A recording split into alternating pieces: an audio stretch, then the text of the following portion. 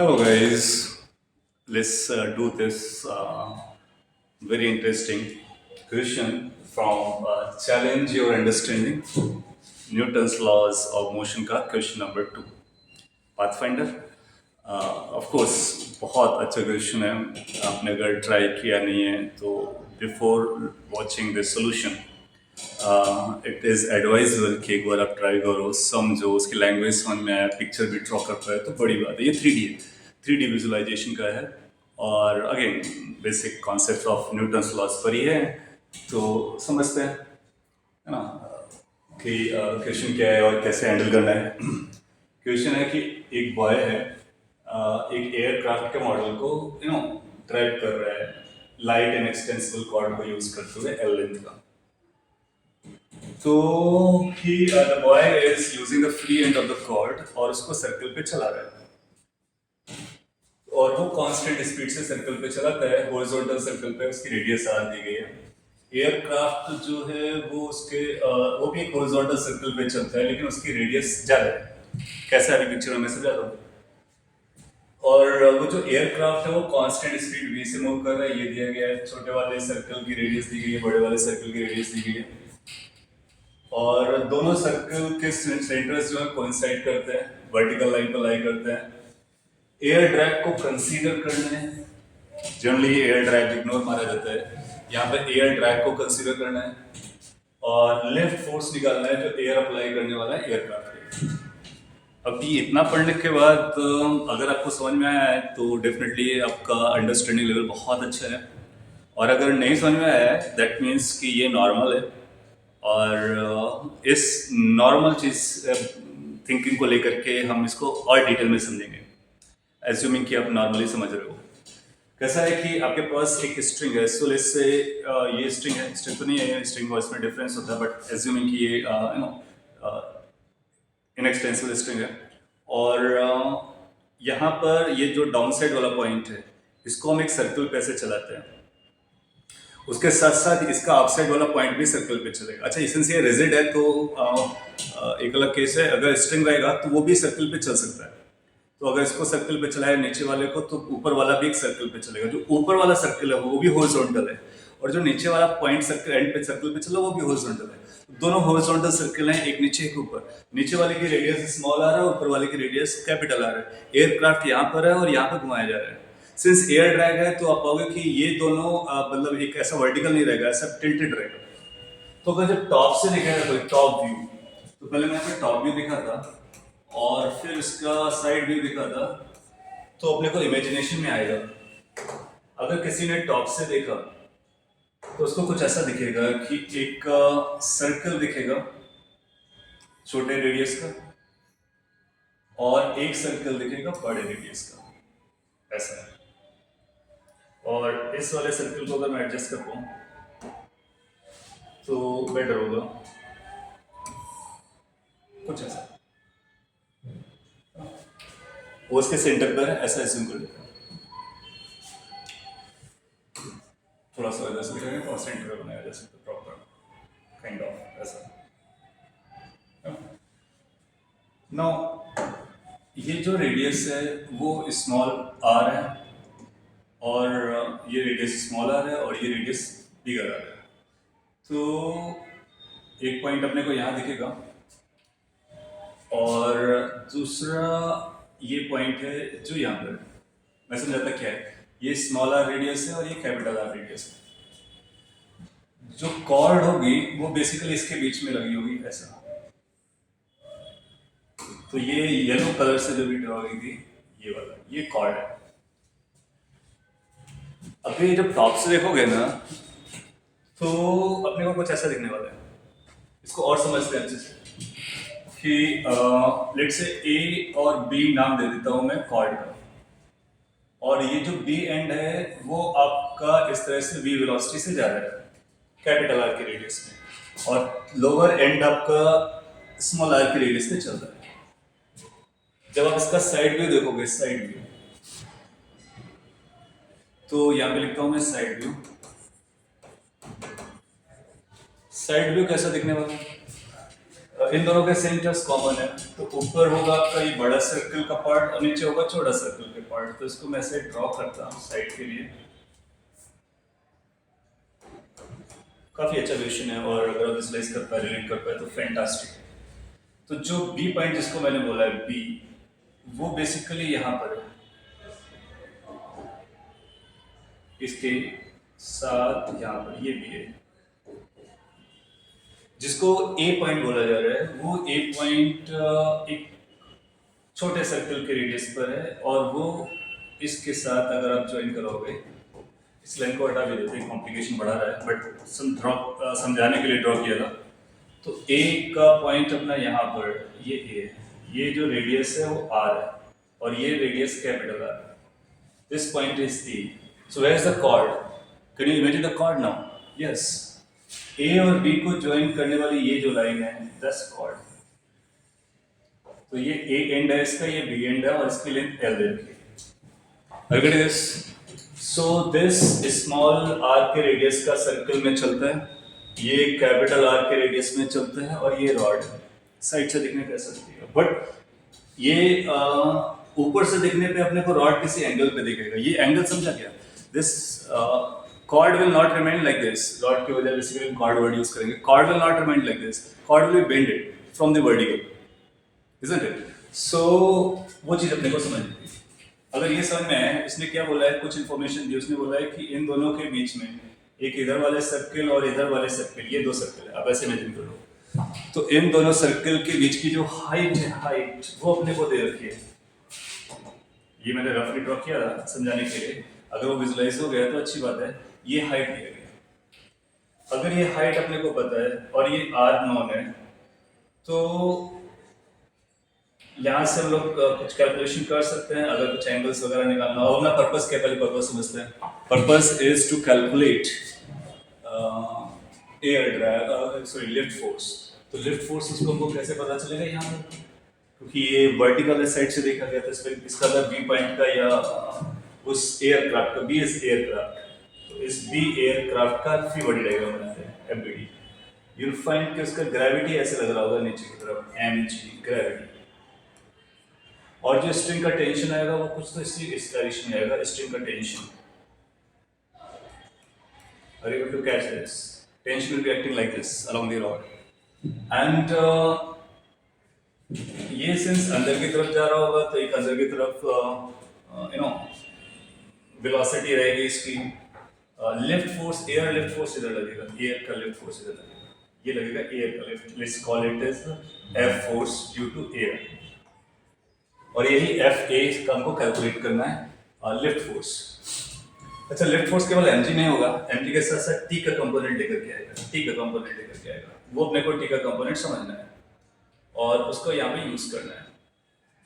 अच्छा, ये जो डिस्टेंस है ए बी, उसको भी अपने को रीड करना रहेगा। तो अभी तक अगर आपको फिगर समझ में आया, तो आगे के सिचुएशन के बारे में हम लोग बात कर सकते हैं। ओके, सो फिगर यहाँ पे क्लियरली आपको दिखाया गया है, इसको ऑब्जर्व करते हैं। अगर ये क्लियर हुआ तो इसको आगे लेके चलते हैं। सी ये कितना एंगल बनेगा ये अपने को जानने की जरूरत है। अच्छा, अभी इन नंबर्स को यूज भी करना है। सो अगर इसको हम लोग इस तरह से एक्सटेंड करें और इस वाली लेंथ के बारे में बात करने की कोशिश करें, ये आर तो अपने को क्लियर है already. So you will find कि ये एल हो गया, ये एच हो गया, तो ये जो 90 डिग्री रहेगा, यहाँ से लेकर के यहाँ तक का जो पोर्शन है, इसकी वैल्यू आएगी under L square minus H square. Assume कर लेते हैं एक मिनट के लिए एंगल थीटा था। अगर ये एंगल थीटा था, सो यू विल फाइंड कि जो भी ये वीडियो बन रहा है, ये एंगल थीटा दे रहा होगा अपने को। और अगर ये थीटा हुआ तो टेंशन का एक कंपोनेंट इधर आएगा। तो जो एयर लिफ्ट वाला फोर्स होगा, force due to lift, can you find it out? Can you write it's going to be mg plus t cos theta, t cos theta. अच्छा, अगर ये t cos थीटा आया इसको पिक करने के लिए, तो यहाँ पे ध्यान से ऑब्जर्व करो, यहाँ पे क्या होने वाला है। जब ये चल रहा होगा तो इसको एक सेंट्रीफ्यूगल लगेगा, वही t cos थीटा आपका इधर रहा होगा, t cos थीटा। क्योंकि वो ए से बी की तरफ रहा होगा, राइट?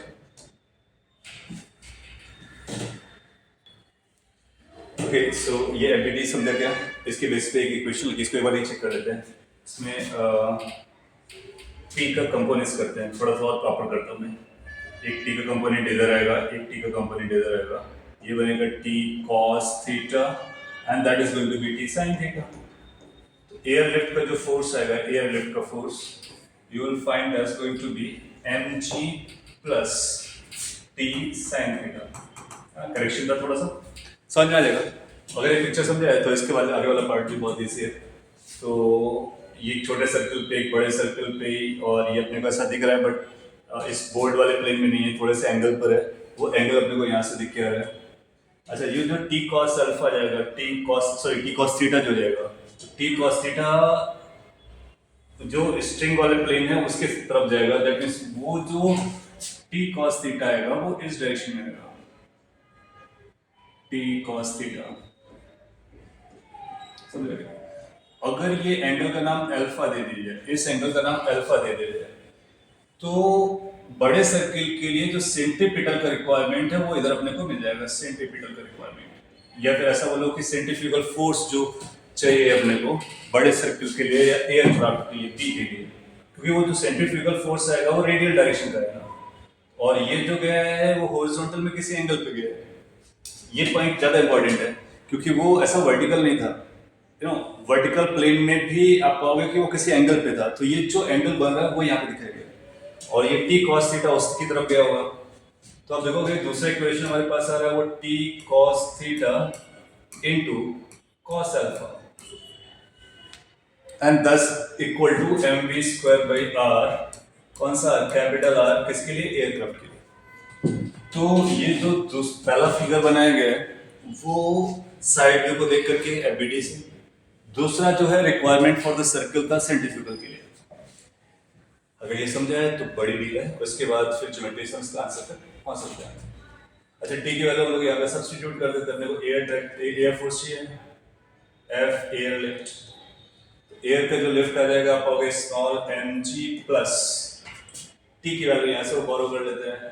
तो अब अपने पास एक साइन थीटा था, टी यहाँ से कितना आ गया? M V square by capital R into cos theta cos alpha, cos theta cos alpha. Alpha theta अपने को ज्योमेट्री से निकालने लगे।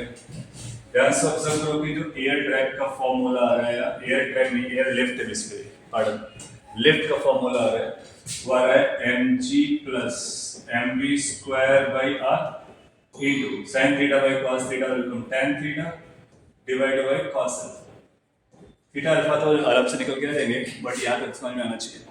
अच्छा, आपके दिमाग में आएगा कि जो एयर ड्रैग है उसका क्या है। अब देखो, ये जो टी का कॉस थीटा वाला वर्जन था ना, वो टी का कॉस थीटा वाला वर्जन का एक साइन अल्फा उसको सेंटीपिटल दे रहा था, और एक टी का कंपोनेंट इस डायरेक्शन में भी आएगा। कैन यू थिंक ऑफ कितना?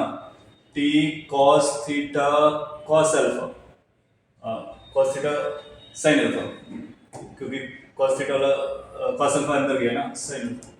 ये क्या करेगा? इसके drag force due to drag, D for drag, air drag को कंपनसेट करने के लिए ये लगेगा।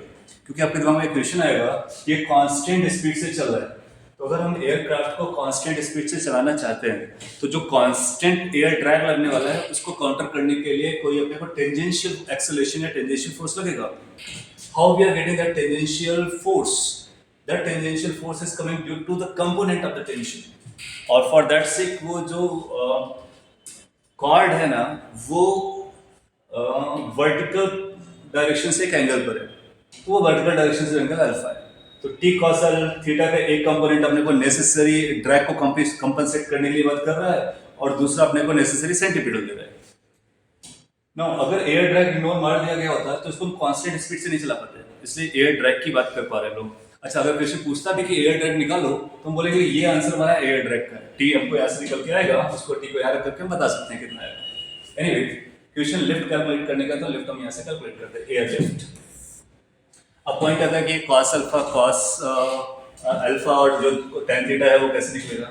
Look at this triangle right angled जो भी यहाँ पे बना है, you will be able to appreciate यहाँ से tan थीटा निकाला जा सकता है, ये हाइट अपने को h दे रखी है, सो tan थीटा अपने को फिगर से क्लियरली पता चल रहा है कि tan theta is equal to perpendicular by base, that means h divide by under root l square minus h square. अब अपना जो अगला पर्पस है that is to find cos alpha. Look at this triangle, जो triangle यहाँ पे बन रहा है, दिस वन, ये जो ट्राइंगल है ये राइट एंगल नहीं है, बट यस इस ट्राइंगल के आपको डायमेंशंस पता है, ये आर है कैपिटल, ये स्मॉल आर है, और ये ए से बी वाला जो सेगमेंट है वो ये ए से बी है under root L square minus S square, ये वाला सेगमेंट वो ये प्रोजेक्शन की बात चालू कर रहे हैं। सो वहां से cos अल्फा निकाल सकते हैं using cos formula, cosine formula basically, a square plus b square minus c square divide by 2ab वाला फॉर्मूला। सो अगर उस फॉर्मूले को अप्लाई करने का, so look at the dimensions, एक ये है अपने पास कैपिटल आर, ये है ए बी जो कि under root L square minus H square के बराबर है। So you write like A square plus B square, A square का मतलब हो गया हमारे लिए R square, plus B square का मतलब हुआ under root L square minus H square, इसका whole square, minus C square का मतलब हुआ minus R square, divide by 2 times A B which means r under root l square minus h square। यहाँ से cos alpha मिल गया, दोनों number मिल गए, यहाँ पे प्लेस करेंगे और सिंप्लीफाई करेंगे, फाइनल आंसर को एग्जीक्यूट कर देंगे। इस चीज को यूज करते हुए एयर का लिफ्ट फोर्स अपने को मिला mg plus mv square by r into, let's place the value and see की एग्जैक्टली मैच करेगा आंसर ना। Tan theta is h divided by under root l square minus h square. अब visible, okay. Cos alpha is this, इसको upside down करेंगे तो बन जाएगा 2r under root l square minus h square divided by, down side वाला step अगर ध्यान से देखो तो उसमें r square है, ये ब्रैकेट का स्क्वायर चला जाएगा तो ये आएगा l square minus h square minus r square। अब यहाँ से कुछ तो कैंसिल आउट हो गया और डायरेक्टली अपने को एयर लिफ्ट का फॉर्मूला मिल गया, force due to air during the lift. अब चाहो तो m कॉमन भी ले लो, यहाँ से आएगा g प्लस सी, r से कैंसिल आउट हो रहा है, 2 टाइम्स v स्क्वायर आ रहा है और एक h आ रहा है, 2 times v square h divide by, down side ध्यान से देखो तो ये लिखा हुआ r square plus l square minus h square minus r square. Now you can see the answer. In the answer key, you will find the same expression as the given response. तो ये दो circular motion का 3D visualisation के साथ अच्छा question है, और अगर आपको सोल्यूशन समझ में आया, believe me, your visualization has grown। और अगर नहीं आया है revise twice thrice, try to visualize कि ये क्या चल रहा है, और बेसिकली उसके लिए आप चाहते हैं एक छोटा सा एक्सपेरिमेंट करो, एक पार्टिकल मास का मार दो एक स्ट्रिंग में और यहाँ पर एक छोटे सर्कल पे चलाओ बहुत स्पीड से, तो आप देखोगे ऊपर भी एक सर्कल पे चलेगा, तो फिर आप देखेंगे कि वो ये जो एंगल अल्फा है वो कैसे आने वाला है। And if you have any other doubt you can ask of course in the comment. Thank you if you like it.